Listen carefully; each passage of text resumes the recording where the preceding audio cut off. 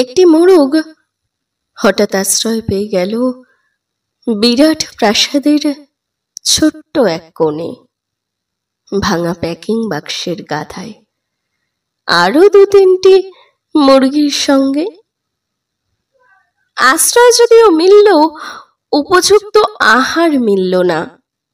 সুতীক্ষ্ণ চিৎকারে প্রতিবাদ জানিয়ে গলা ফাটালো সেই মোরগ ভোর থেকে সন্ধে পর্যন্ত। তবু সহানুভূতি জানালো না সেই বিরাট শক্ত ইমারত।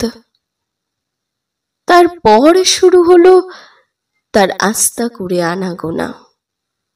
আশ্চর্য, সেখানে প্রতিদিন মিলতে লাগলো ফেলে দেওয়া ভাত রুটির চমৎকার প্রচুর খাবার। তারপর এক সময় আস্থা করেও এলো অংশীদার, ময়লা ছিঁড়া ন্যাকড়া পড়া দু তিনটে মানুষ। কাজেই দুর্বলতর মোরগের খাবারে গেল বন্ধ হয়ে।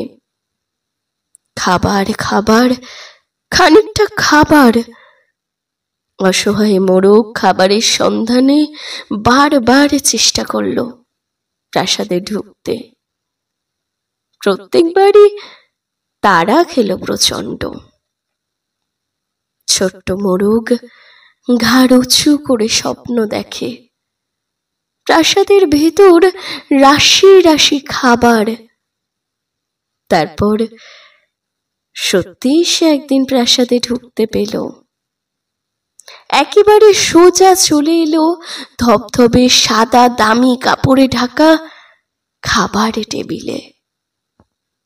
অবশ্য খাবার খেতে নয়, খাবার হিসেবে।